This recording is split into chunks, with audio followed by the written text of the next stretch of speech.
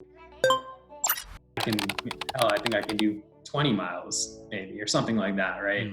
And then you put it all together in one day, and you're just like, wow, we're literally, and the human body is amazing, and anything is really possible. Peter Saddington, your big game hunter. And guys, we have our sights on someone special today. Only a mother could invest in this idea. Made this like super artistic. That is actually absolutely correct. And that's a very, very astute assessment, actually. True startup story, guys. You got it. Your company just got seed round financed. Congratulations. You're going to the moon. But now you have to scale. You found great talent out in California, New York, Georgia, and even Eastern Europe. So what communications platform will you be using to ensure your international team is always aligned? Well, the answer is easy. Slack.com for Teams. We've used Slack for all of our previous startups, and they've supported us in tremendous ways. And we want to give them a thanks today for supporting vchunting.com. Did you also know that Slack is a great tool for personal use? Yeah, I use my own personal Slack channel to drop in documents, notes, to-dos, and follow-ups to ensure that my workflow throughout the day is right on course. I promise you, if you try out slack.com for personal use, you'll end up using it for your team as well. Go to slack.com to check it out.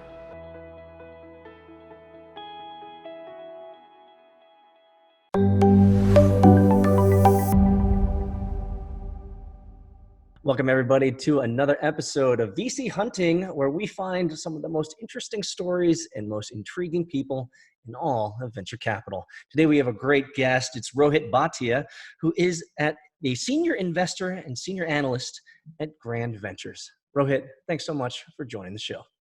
Thanks for having me. Great to be here. Well, I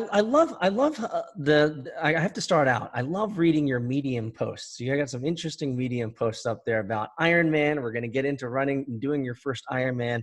We're going to be talking about you moving and changing jobs here and getting into where you are. But give us a little bit of context from Brown University to venture capital. Was the journey always so clear? Because if we look at your LinkedIn, it seems like you're like university student, VC trajectory. Tell us, why is that? Yeah, no, it was definitely not a straightforward journey at all. I actually went to Dartmouth first, majored in poli-sci, transferred to Brown, still majored in poli-sci. I thought I wanted to work at a think tank or something. Did an internship at the Congressional Research Service, which is like the government's think tank kind of, and realized how slow everything in the government moves.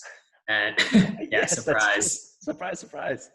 And I realized I did not want to do that. And I saw that there's, other ways to kind of have a positive impact on society outside of being directly in the government.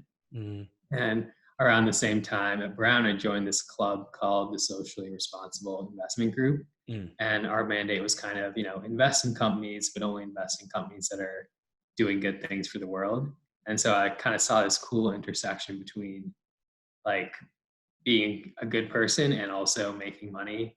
And that kind of intrigued me. And I also really fell in love with both investing and entrepreneurship, and found myself after college at Cambridge Associates, which is kind of like a fund of fund investment advisor for basically every endowment and foundation that exists. So they're doing a social good by helping, universities and nonprofits get good returns on their investments. And that was cool in theory, but I realized over there that I didn't want to be 2 steps removed from actually investing. And so we would have VCs pitch us for money. And I realized I would rather just be the VC on the other side. And so pretty quickly after, at Cambridge Associates, I realized I didn't want to be there and I wanted to be an investor. So I started looking around, and I came across this program called Venture for America. And their thesis is kind of being the Teach for America, but for entrepreneurship. So they help place recent college grads across the US in kind of entrepreneurial places that aren't hubs yet. So places like St. Louis or Detroit. So outside of, San Francisco and the coast, basically.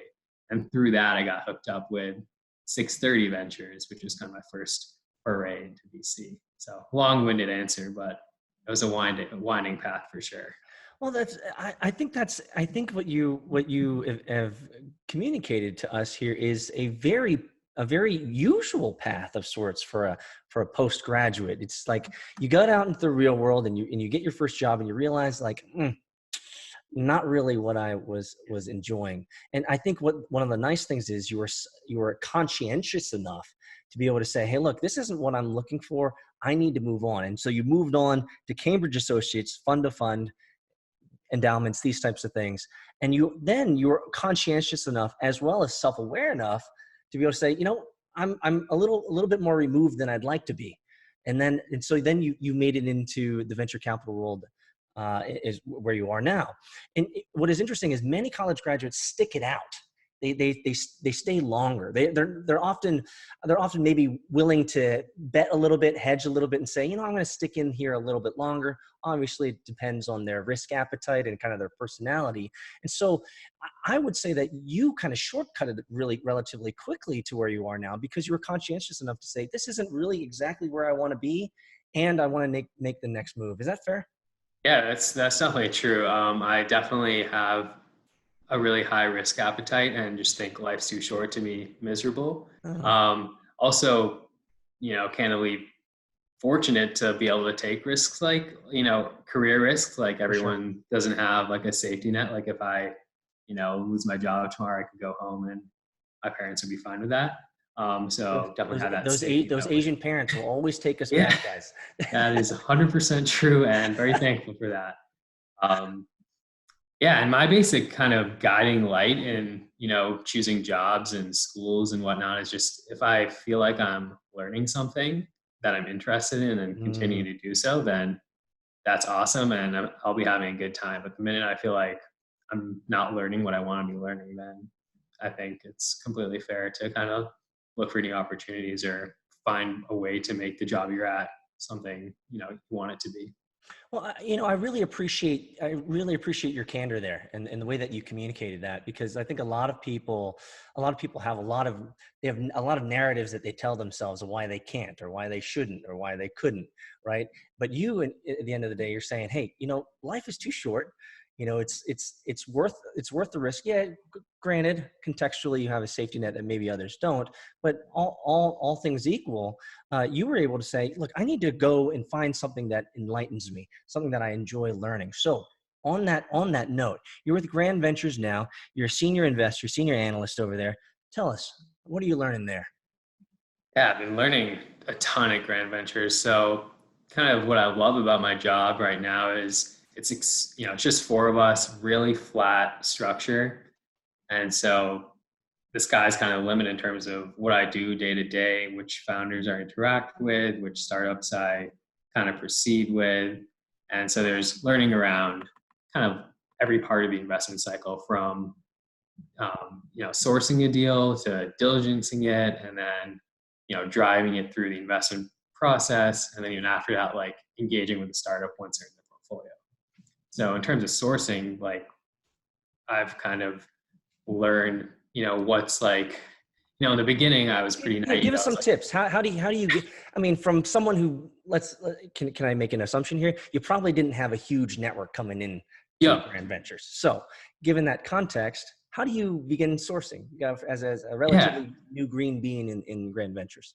Yeah, for sure. I think kind of the best source of deals is other investors who have qualified deals already. So really just building relationships with other investors has been really valuable. Some of that has been through, Tim, who's the managing partner's existing relationships and him introducing people to us. A lot of it honestly has been me just reaching out to other investors directly that I don't know at all. And everyone's looking for a deal flow and looking, some deals that are applicable to us may also be applicable to someone else, or some deals that aren't applicable to us could be applicable to someone else.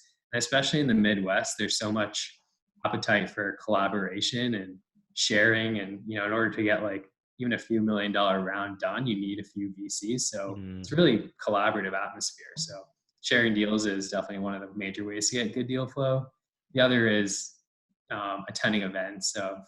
Attend events in Chicago, more recently Toronto, Detroit. Meet a lot of startups that way, meet a lot of other investors. And beyond just attending the events, the great thing is when you kind of make a splash that you're in the city, you kind of say like, all right, I'm here. Who else, should I meet with? And you ask like the local, VC fund or founders that like, give me tips on who I should, meet. So just kind of asking for help. People are, people in the community, want to promote entrepreneurship generally, and you're the one that's may or may not put money in. So yeah, that's one of So it would be fair for me, we have a lot of entrepreneurs, founders, and venture capitalists who watch this. We also have what I like to call affectionately the entre-pro curious. Those are curious about entrepreneurship. But I've gotten a lot of inbound around, what does it take for a founder to get into venture capital and these types of things? Because it's often one of the trajectories or routes that venture capitalists kind of emerge. They're founders first. They've had some successes. They have a relatively solid network of venture capitalists that they've worked with, and now they can leverage their gains and their success for good. And so one would say that it would almost requires an assertiveness to go out and find these networks, find these introductions. Is that fair? Because I've often, and you can give me your opinion in a second, I've often talked with founders who are a little bit more on the shy side, and I've said, hey man, VC is a go get it game. As a founder, maybe a technical founder, you really have to be on a different side of the equation in terms of going to these events, maybe getting out of your social, what's the word? What's the word I'm looking for? Antisocial behavior, maybe, I don't know. But would you say that it requires kind of an assertive attitude to be able to be successful and start growing as a relatively new VC? I don't know. I definitely fall more on the introvert side. That's the word I was looking for. And I definitely did, have stepped far outside of my comfort zone with being a VC. But I think, there's probably a lot of type A people, but I don't know, if you're just kind of, someone more thoughtful that kind of speaks when there's value to be added, are generally nice, then other people will want to kind of approach you because it's just kind of a breath of fresh air kind of thing. So I think there's value to just kind of cliche as it sounds, being yourself. And as a founder, you have the coolest experience out of anyone, and you're the most you should have the least imposter syndrome. I definitely have that. But if you actually have built something, you have so many great war stories and so many lessons to draw upon as an investor. So. Did you know that there's even more value than just audio or video?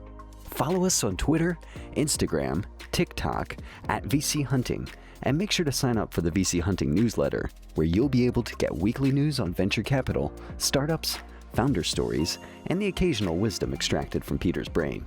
Go to vchunting.com to sign up. And now, back to the episode.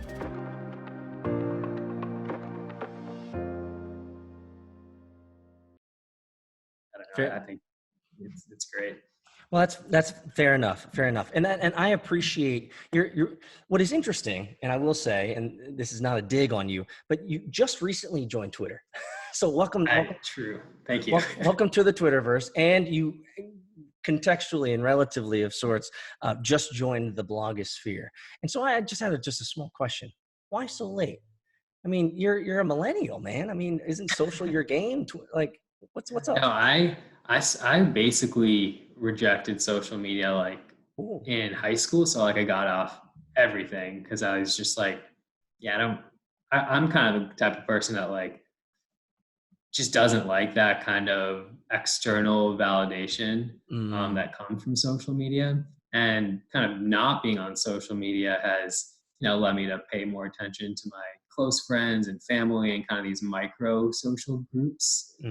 So I prefer, for example, I don't like texting people. I do mostly phone calls. And I find that's a lot more meaningful. Now with work, and being a VC, definitely I see work related value to being on Twitter and Medium and all of that. So that's kind of, I finally gave into that, and it's pretty valuable. Welcome to the Borg, man. You've been assimilated. Yeah, I mean, there's a lot to learn from other people in the community for sure. And I feel like as long as I keep the work social media world and the kind of other broader, just like social validation kind of component of social media separate, I think it's great and really, really important.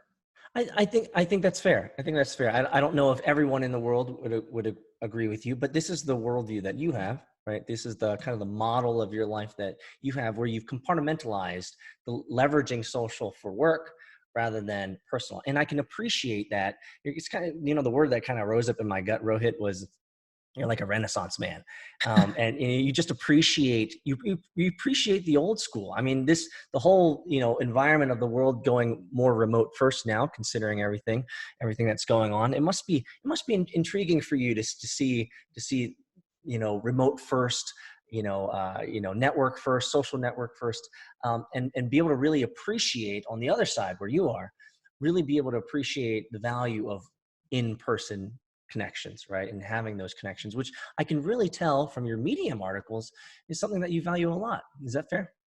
Yeah, that's definitely a fair assessment. Well, let's get to the Medium. In December 20th, 2019, because we always like to do a little bit of digging. On December 20th, 2019, so not too long ago, about 4 months ago, you read a post called Grit and Goals, which I really liked. I really liked this. You said essentially, hey, new city, new job, new experience, quote, grit and pleasure may seem like unrelated concepts, but it takes discipline and intentionality to make time to really live and not just exist. So tell me, what's the balance between grit and pleasure? Because often when it comes contextually to the word grit, people don't think of it as a pleasurable thing, but rather something that is hard, something that is hard work, takes a lot of effort, these types of things. So tell us, what's the balance between grit and pleasure for you? Yeah, I mean, I just thought about I was just kind of reflecting on how I've always been kind of striving for the next goal, whether that was, I can tell. getting into a good school or getting a good job or whatever, triathlon. And that same kind of grit that, is required to achieve something really important is also required to, make time for things that matter, basically. Pleasure maybe was kind of the wrong word, but kind of like meaning or, meaningful interactions or connections and things that really, really matter at the end of the day. Like making time for those things is really hard. And I just think really important. So how did you're still under 30, is that correct? I'm 25. Okay, all right. So you're 25. Holy cow, man! I'm a decade and a half older than you, bro. Uh, Honestly, I wouldn't know. Look, I would think you were 20 it's something. it's the Asian. It's the Asian. It's the Asian. But how did you? And I want to make sure I phrase this in a way that I can understand it. But how did you come about having such a worldview? Is it something that was ingrown from your culture? Was it something that you got from your parents or your family connections? Was it something that it was, just you had an event that said, hey, wow. I mean, you have a real maturity around personal time, and you have a real maturity around the value of the time that you have, which is short in the whole span of things. So what there's an interesting humility to that, and I really appreciate that, Rohit. I'm just curious, where did you get that from? Is that something that's ingrown, or where did it go? Where did it come from? Yeah, I think it's a combination of things. One is, my sister passed away when I was like 18, and Mm-hmm. that kind of always, things like that always give you a lot of context on what is and what isn't important. So that was probably one. The other was kind of just graduating from school and realizing how freeing that was for me, and how I realized the past 4 years I've just been grinding away, and I just felt like, wow, now the world has opened up to me, and I don't want to. I don't know. I really want to take advantage of that now that I have like kind of free will, if you will. Mm. And I was just like, I'm going to choose to, continue striving in my career, but other things matter too. Like I want to find meaning in other ways as well. I love that. I love that. I can really appreciate that. I want to talk about a Twitter post you made on March 27th, March 17th. It was yesterday, actually, March 17th, 2020, on your Ironman triathlon journey. So you just wrote this article, and I loved this idea. You were talking about, proving your own capability, playing the long game, doing the hard things is educational. And let me give you a quote here from the March 17th tweet. Days before the full force of the coronavirus craziness hit, I completed my first Ironman in New Zealand. Tell us about that. What's the story behind that, and why would someone as young as you want to go and do something so hard? Yeah, I mean, this is kind of something I've been working towards for the past kind of like 2 years almost. Sure. It was kind of the same thing. Once I graduated from school, I just had all this time and energy, and I wanted to, work towards something that was, meaningful to me in a different way. And I'd always been, really active, but never felt like I had a predictable enough schedule to really commit to anything as big as an Ironman while I was in college. And so once I got out, I was really excited to be super active and work towards something exciting. And I, went for a sprint triathlon. That went really well. I fell in love with it and just kind of kept progressing from there until I felt I was ready to train for an Ironman, and ended up, doing that and training through the winter. And it just all kind of happened and worked out. And it was just really motivating to just continually be making progress. And that's probably the biggest reason, and motivation behind it is just like, running, swimming, biking faster and farther than I've ever done every week. It just makes you want to keep going. I mean, one way, like a lot of people, at least my friends maybe can relate to, is like when you're, a lot of people lift weights, right? Like lifting more weights each week is, feels really good. In the same way, running like, 15 miles for the first time is like, wow, that's a long distance. And I did that. I think I can do 20 miles maybe, or something like that. Right. And then you put it all together in one day, and you're just like, wow, we're literally, and the human body is amazing, and anything is really possible. That's awesome. I think I'd love to know your perspective when you're close to 40 like me, when you've hit the upper echelons of the ceiling that you thought that you could crack, and then you realize that the inherent genetics that are inside of you just are the constraint to that type of success. So for someone who, I mean, there are limits to how far you can run and how far you can swim, these types of things. And so are you the type of individual, as you get closer to the ceiling of that, you switch and you pivot and you try something else? Or are you looking to find that upper ceiling?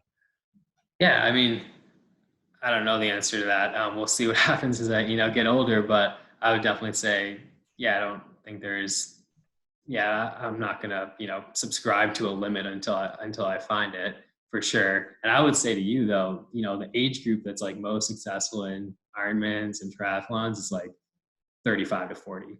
Like it's insane. These people have just figured out like the skill. Like you think, it's kind of just all like, willpower and just fitness, but there's a ton of skill behind, like, especially like swimming and biking, I think, and just like the mental fitness that's required.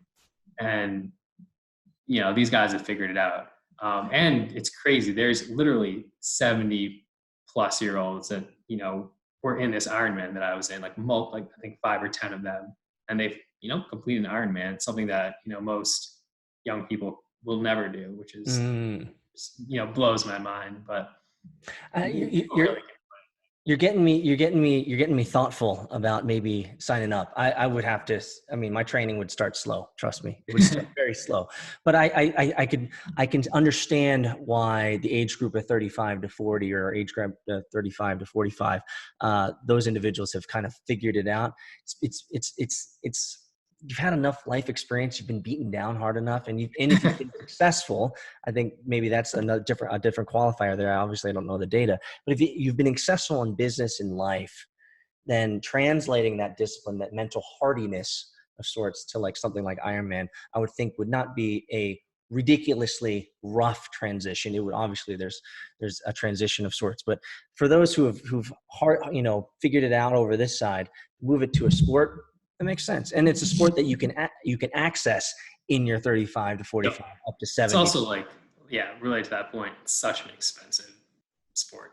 Like bikes are really expensive. Like participating in Ironman is expensive. Like you need like predictability of time, right? Like as you get older, you can, make time for things. I mean, with kids and stuff, I'm sure that's harder, but most young professionals don't have any control of their time, right? Like if you work in a, investment bank or consultancy, your company owns you until you're much older, basically. I'm fortunate, to have part more of the deal. Time.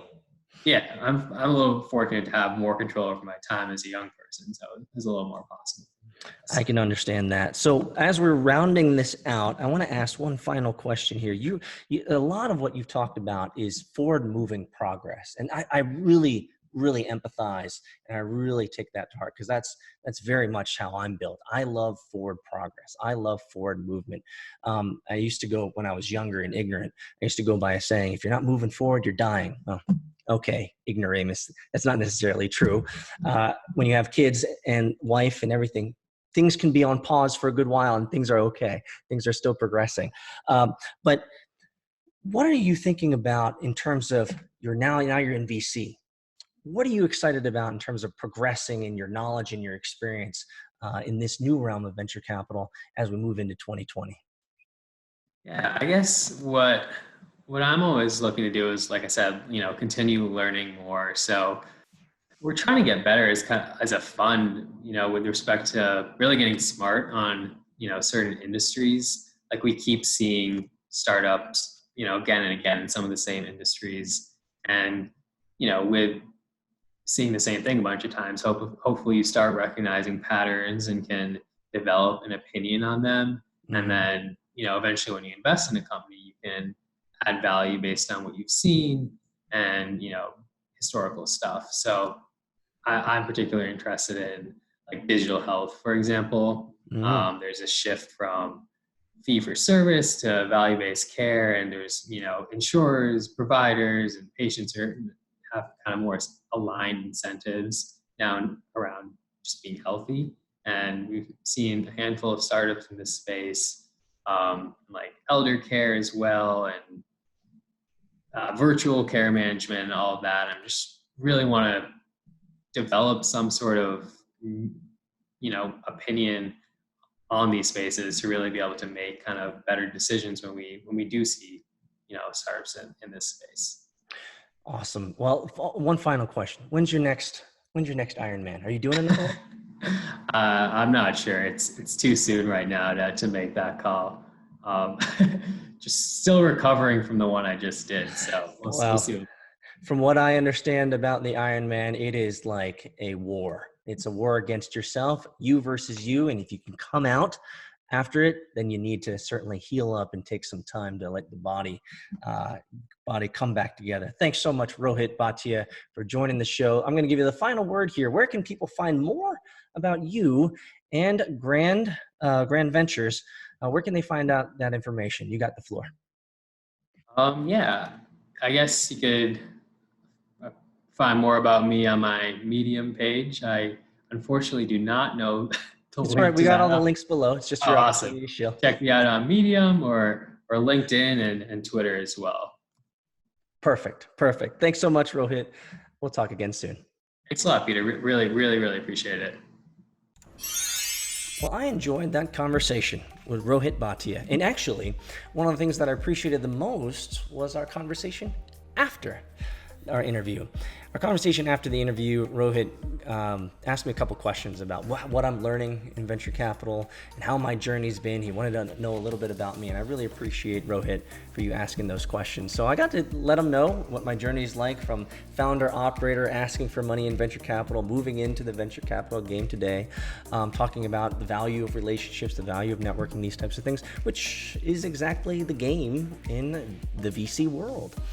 One of the things that I really appreciated about Rohit in our conversation is he's built a lot like me, just a younger better looking version of me. No, really, like he's a man who's after a challenge. He's a man who appreciates life. And Rohit, if you're listening, I really hope that you stay that way. Stay that way. Focus on the things that really matter. Yeah. Being a venture capitalist is great. Yeah. Investing in great companies and being part of their narrative and story is great. Yeah. It's great to fly all over the place and meet people and do all that fun stuff. Yes. But that's all still work. It's the relationships that matter. And so if you can find great relationships, in venture capital or whatever you're doing out there, if you're a founder or entrepreneur or the entrepreneur curious, that's what you need to focus on. Focus on those things. Focus on the non-work things. Focus on the relationships. Focus on experiences, challenging yourself like Rohit did with his Ironman triathlon journey. Amazing. He did it in 4 hours and 45 minutes, if my notes serve me well here. But I appreciated that. I really appreciated his worldview. I appreciated his grit, his perseverance, his being situationally aware and being conscientious of his position so that he can not stay stagnant but keep moving forward. And I think that was probably one of the most encouraging things that you could get out of this interview is that Rohit is young, 25 years old, 25 years young, guys. 25 years young in the VC game, learning a ton from Grand Ventures, which it's just great that Grand Ventures is taking him in and giving him the schooling he needs, and continue to strive, continue to go, continue to grow. That's a big deal, guys. And so we talked about grit, we talked about having an appetite for learning, we talked about his Ironman a little bit. I mean, there's not much else I can say. Be like Rohit. Be like Rohit. Go out, chase your dreams, grow, be intentional with your growth, but also make sure that you have time for self, time for family and relationships. At 25 years old, it seems like Rohit has the recipe for a successful life moving forward. And I could dig that. If you want more information on this interview, guys, feel free to find your way over to vchunting.com/Rohit Bhatia. I'll see you guys next time. This was fun. Rohit's cool.